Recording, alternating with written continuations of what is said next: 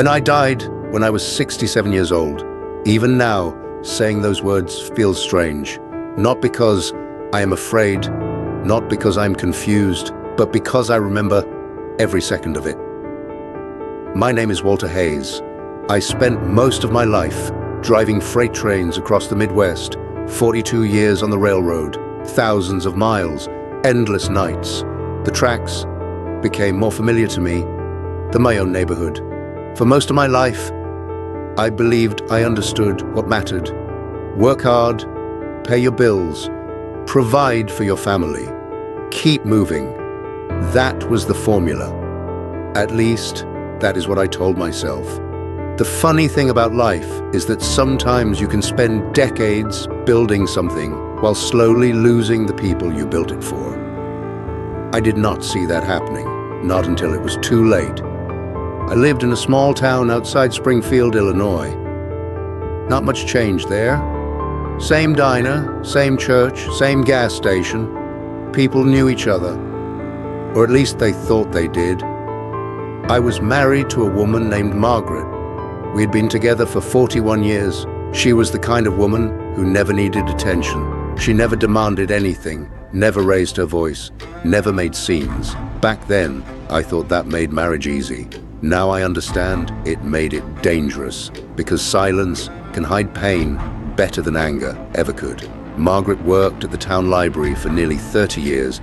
She loved books, loved gardens, loved sitting on the porch during summer evenings. Simple things, the things I was always too busy to notice. We had one daughter, Emily. She lived 3 hours away, with her husband and 2 boys. Good kids, smart kids, the kind that grow up fast before you realize it. Somewhere along the way, I became a visitor in their lives, not because they pushed me away, because I was never really present. The railroad always came first. There was always another shift, another delivery, another reason to miss something. Birthdays, school plays, anniversaries, little moments. I convinced myself I would make it up later. That word, later, became my favorite lie. When I turned 65, I finally retired. Everyone told me I would love it. They said I could relax, fish more, travel, spend time with family. I smiled and nodded. But retirement felt strange. For the first time in my life, nobody needed me to be anywhere. No schedules, no radio calls, no deadlines, just quiet. A lot of quiet. At first, Margaret seemed happy. She made plans, weekend trips, small projects around the house, breakfast together, evening walks. She kept inviting me into her world, and I kept standing at the edge of it, not intentionally. I simply did not know how to stop being the man I had always been. Work had given me identity. Without it, I felt lost. So instead of connecting, I drifted. Hours disappeared in front of the television. I watched old westerns, checked weather reports, read newspapers I barely cared about, anything to avoid facing the uncomfortable truth. I did not know who I was anymore. One night, about a year after retirement, Margaret sat across from me during dinner. The television was off. That alone felt unusual. She looked at me for a long moment. Then she asked a question. "Walter, are you happy?" I laughed. Not because it was funny, because I did not know how to answer. "Of course I am." She nodded slowly. Then she looked down at her plate. That should have been the moment I paid attention. It should have been the moment I asked her the same question, but I did not. Instead, I changed the subject. That became another regret, and I've collected plenty of those. As the month passed, small things began happening. Margaret spent more time outside, more time reading alone, more time visiting friends. The distance between us did not arrive suddenly. It arrived quietly, like winter, 1 degree at a time, until one day you realize everything is frozen.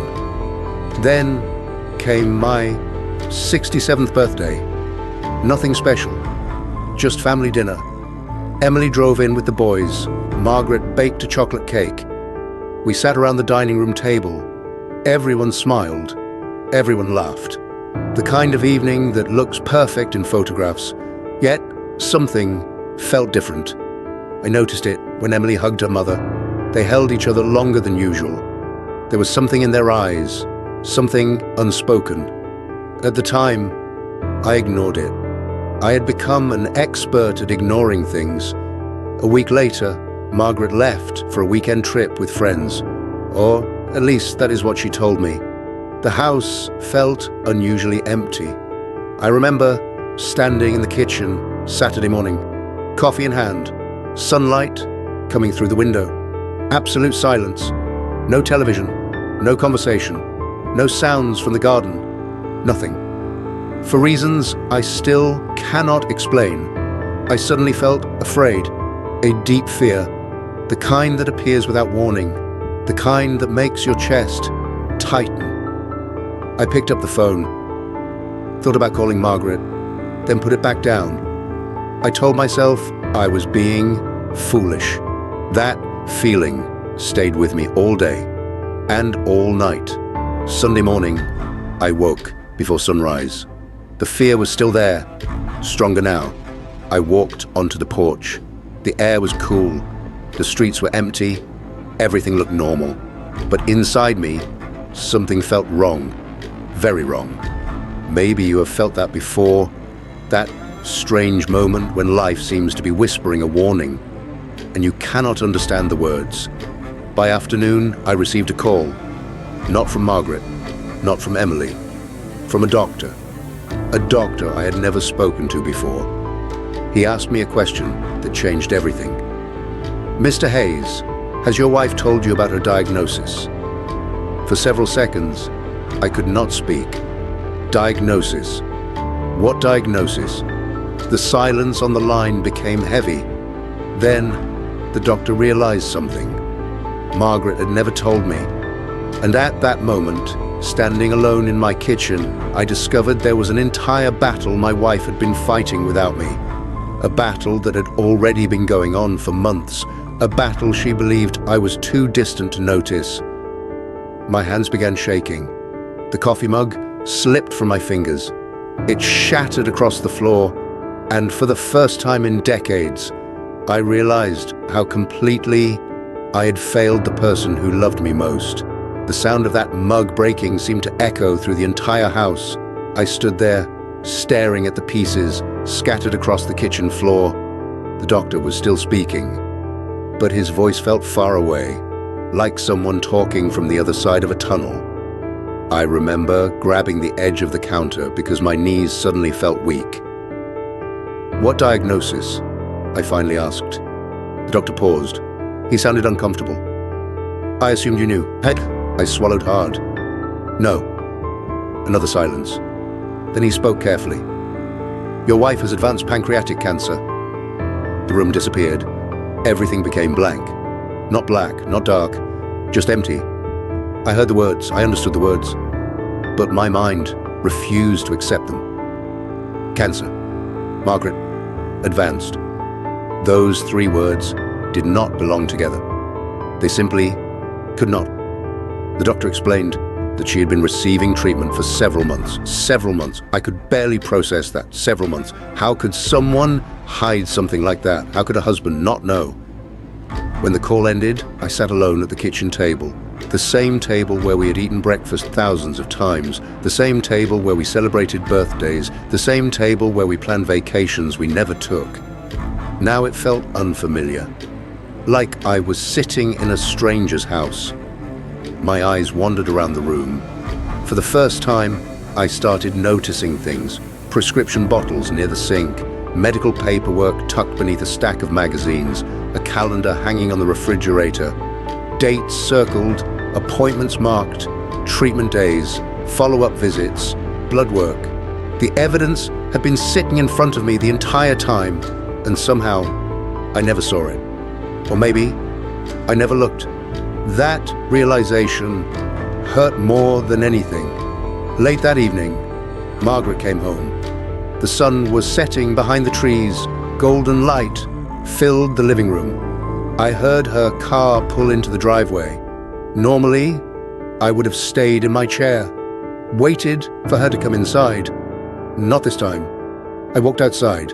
She stepped out of the car, carrying a small overnight bag. The moment she saw my face, she knew. She froze. For several seconds, neither of us spoke. Then, she quietly closed the car door. The look in her eyes broke my heart, not because she seemed scared, because she seemed tired, very tired, as if carrying a burden for too long. "I know," I said. Her shoulders dropped, not from shock, from relief. A relief so deep it made me sick to witness, because it meant she had been carrying this alone. She slowly nodded. "I figured you would find out eventually." I stared at her. Eventually. The word hit me harder than the diagnosis. Eventually. How long had she expected to keep this secret? How long had she been preparing herself for this conversation? "Why didn't you tell me?" Her eyes filled with tears, but she never looked away. I tried. That answer confused me. "Tried?" She nodded. "Many times." The evening breeze moved through the trees around us. Neither of us spoke. Then she said something I will never forget. "Walter, you stopped listening years ago." I wish I could tell you she was wrong. I wish I could tell you I defended myself. I could not, because deep down I knew she was right. Every missed conversation, every ignored signal, every evening spent staring at the television instead of looking at my wife. It all came rushing back, like a flood. She walked past me and entered the house. I followed her. For the next 2 hours, we sat in the living room talking, really talking, for the first time in years. She told me everything. The first symptoms, the hospital visits, the fear, the sleepless nights, the treatments, the uncertainty, the moments she sat in waiting rooms alone, the moments she drove home, crying, the moments she wanted to tell me, but stopped herself. Not because she did not trust me, because she no longer felt connected to me. That truth hurt more than any physical pain I have ever experienced. At one point, she looked directly at me. "You were always here." Physically, her voice cracked. "But emotionally, you left a long time ago." I started crying, not dramatic crying, not movie crying, just quiet tears. The kind older men are taught to hide, the kind that come from somewhere deep. For most of my life, I believed being a good husband meant providing, paying bills, fixing things, working hard. But sitting there beside Margaret, I realized something. Presence matters more than provision. People do not remember every paycheck. They remember whether you were there when they needed you. And I had failed that test. The weeks that followed changed everything. I drove her to every appointment, every scan, every treatment, every consultation. Sometimes we sat for hours in waiting rooms, just the two of us. Strangely, those waiting rooms brought us closer than anything had in years. We talked about old memories, about mistakes, about dreams, about things we should have said decades earlier. One afternoon, while waiting for test results, Margaret smiled at me. A genuine smile. The first one I had seen in a long time. "You know what's funny?" "What?" "I feel closer to you now than I have in years." That sentence should have made me happy. Instead, it nearly destroyed me, because I realized how much time we had wasted, 41 years together. Yet, somehow, we spent so much of it disconnected. The guilt followed me everywhere. At night, I lay awake staring at the ceiling, thinking about missed opportunities, forgotten conversations, ignored invitations, small moments that seemed insignificant at the time. Now they felt priceless. One evening, I found an old photo album in the closet. Margaret sat beside me on the couch as we turned the pages. There we were in our 20s, young, hopeful, laughing. There was a picture from our honeymoon, a picture from Emily's first birthday, a picture from a camping trip I barely remembered. Margaret touched one photograph. "You missed that day." I looked closer. Emily was 6 years old, holding a trophy, her first soccer tournament. I was not in the picture. I had been working. Another shift, another train, another excuse. As we continued flipping through the album, I noticed something unsettling. The older the photos became, the fewer photos included me. I had spent years providing for my family, but I was absent from so many memories. That night, I could not sleep. Around 3 in the morning, I walked downstairs. The house was silent. Moonlight filtered through the windows. I sat alone in the darkness, and for the first time, I felt genuine fear. Not fear of losing money, not fear of aging, not fear of retirement, fear of losing Margaret, fear of running out of time before I could become the husband she deserved, because deep inside, I sensed something terrible. The treatments were not working, and although nobody had said it aloud yet, I knew the clock was running faster than either of us wanted to admit. I just did not realize how little time either of us actually had left. The following month felt different. Doctors never said much directly. They used careful words. Words like monitoring. Words like response. Words like progression. When you reach your late 60s, you learn how to read between the lines, and I could see it in their faces. The treatments were buying time, nothing more. Margaret knew it too. She never said it outright, but sometimes I would catch her staring out the window, watching the birds, watching the garden, watching ordinary things as if she was trying to memorize them. One afternoon, we sat on the back porch together. The summer air was warm. The roses she planted years ago were blooming. She loved those roses. Every spring she spent hours taking care of them. I used to think it was a waste of time. Now I understood. She was creating something beautiful, simply because beauty mattered. Not because it earned money, not because it accomplished anything, just because it made life better. That afternoon, she reached for my hand. A simple gesture. Yet it felt unfamiliar. Not because we never loved each other, because we had spent years forgetting how to show it. "You seem sad lately," she said. I laughed softly. "You are dying." She squeezed my hand. "We are all dying." I looked at her. She smiled, not a sad smile, a peaceful one, the kind that comes from accepting something difficult. "I mean it, Walter." She looked toward the garden. "The difference is I know approximately when."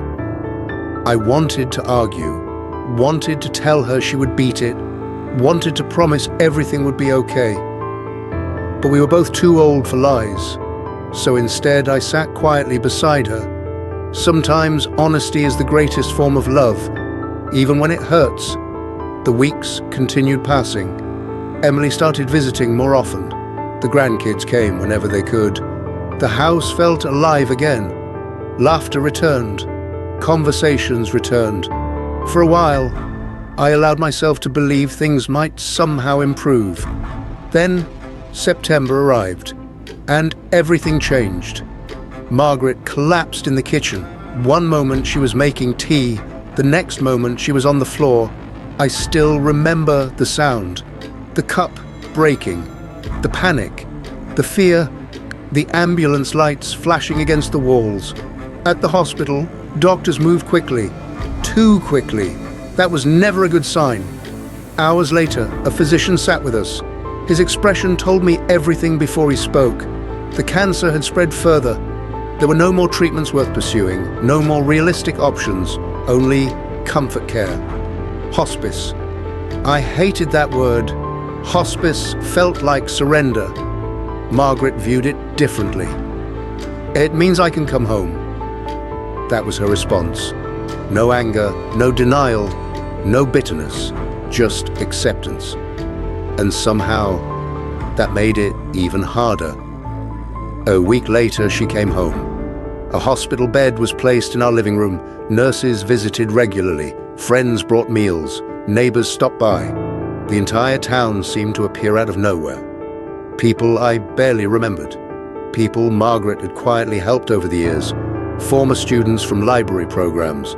Young mothers she encouraged. Families she supported. I listened to their stories and realized something remarkable.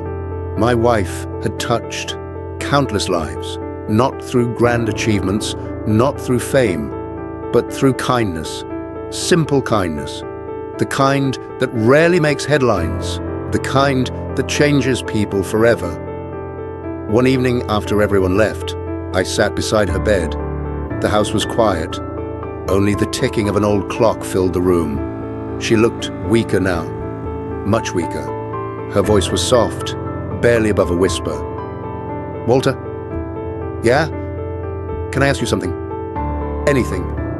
She stared at the ceiling for a moment. Then she asked the question, "When I'm gone, will you finally forgive yourself?" The words hit me harder than anything else.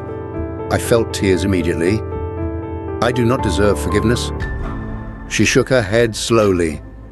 "That is not what I asked." I looked away, because I could not answer.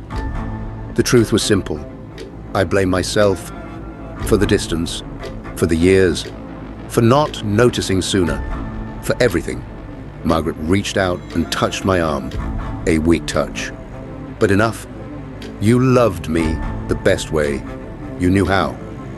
I started crying. She continued, "And when you realized it was not enough, you changed." Her eyes filled with tears too. Most people never do. That conversation stayed with me, even now, more than anything else. Because she offered me grace, I could not give myself. A few days later, Emily pulled me aside. We stood in the garage together. Neither of us spoke for several seconds. Then she hugged me. A real hug, the kind children stop giving once they become adults. "I'm proud of you." The words surprised me. "Proud of what?" She smiled sadly. "For showing up." I could not speak because I understood exactly what she meant.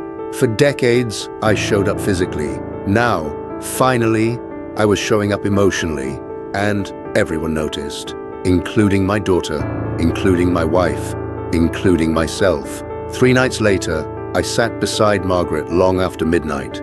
She was asleep. The room was dark, except for a small lamp. I listened to her breathing. Slow, uneven, fragile. I remember thinking how strange life is. We spend years assuming certain people will always be there. Then one day, we realize they will not. And suddenly, every second becomes precious. Around 2 in the morning, she opened her eyes. "Walter, I'm here." She smiled. "I know." Then she drifted back to sleep. Those were the last words she ever spoke to me. I did not know it at the time. Nobody did. The next afternoon, she slipped away peacefully. No drama, no final speech, no grand moment, just a quiet breath, then another. Then silence. The love of my life was gone. And for the first time in 41 years, I was completely alone. Or at least I thought I was. Because what happened after her funeral would change everything I believed about life and death. 6 weeks later, on a cold November morning, I felt a sharp pain explode through my chest while standing in my kitchen. A pain so powerful, it dropped me to my knees instantly. And within moments, the world around me began to disappear. The pain hit without warning. 1 second I was standing beside the kitchen counter. The next second I was on the floor. I remember grabbing my chest, trying to breathe, trying to call for help. But my body was no longer listening. The room blurred. The walls seemed to stretch. Then everything became strangely quiet. Not silent, peaceful. That is the best word I can find. Peaceful. I expected fear, panic, desperation. Instead, I felt something entirely different. Relief. Not because I wanted to die, Because the struggle suddenly stopped. The pain vanished. The pressure vanished. Everything vanished. And then I saw myself lying on the kitchen floor. At first I thought I was hallucinating. My body was below me, motionless, unmoving. Yet I was somehow still aware, still conscious, still thinking. It made no sense. I watched neighbors rush inside after hearing the commotion. I watched paramedics arrive. I watched them work desperately. But deep inside, I already knew. I was gone, 67 years old, and my life had ended. Strangely, that realization did not frighten me. What frightened me came next, because suddenly memories began appearing around me, not in my mind, around me, like living scenes, moments from my life, thousands of them. I saw myself as a young man, walking beside Margaret during our first date. I saw our wedding day, Emily's birth, family vacations, arguments, ordinary evenings, forgotten mornings, everything. The strange part was not seeing my memories. The strange part was feeling them from other people's perspectives. I felt Margaret's loneliness during the nights I stayed emotionally distant. I felt Emily's disappointment when I missed important events. I felt the quiet sadness hidden behind smiles, not as punishment, not as judgment, simply as understanding. For the first time, I experienced the impact of my life completely, both the good and the bad, and something surprised me. The moments that mattered most were not the major events. They were the small ones, a conversation, a hug, a kind word, a missed opportunity, a moment of patience, a moment of neglect. Life was not built from huge milestones. Life was built from tiny moments stacked together, thousands of them. Maybe you have felt this too. Maybe you have looked back and realized certain memories seem small at the time, but become enormous later. That is what I experienced. Then I saw Margaret. Not a memory. At least it did not feel like one. She appeared exactly as she had looked in her late 50s, healthy, strong, smiling. The cancer was gone. The weakness was gone. She simply stood there, looking at me. I cannot explain it. I cannot prove it. I can only tell you what happened. And what happened felt more real than anything I'd ever experienced. I started crying immediately. All the grief, all the guilt, all the regret, everything came rushing out. I'm sorry. Those were the first words I said, the same words I had carried for weeks, maybe for years. Margaret smiled gently. Then she said something familiar, something I had heard before. Walter, you have to let that go. I shook my head. I wasted so much time. You learned. It was too late. No. Her voice was calm. It was not. I looked at her, confused, broken, lost. She stepped closer. You came back. Those 3 words stayed with me. You came back. Not perfect, not flawless, but present, emotionally present, for the first time in years. And according to her, that mattered. More than I realized, more than I deserved. The guilt I had carried suddenly felt lighter. Not gone, just lighter. Then something else happened. The memories continued unfolding, but now I saw moments I had forgotten, moments where I actually mattered, helping Emily learn to ride a bicycle, teaching a young co-worker on the railroad, supporting a friend after his wife died. Small acts of kindness I barely remembered, yet they remained alive inside other people.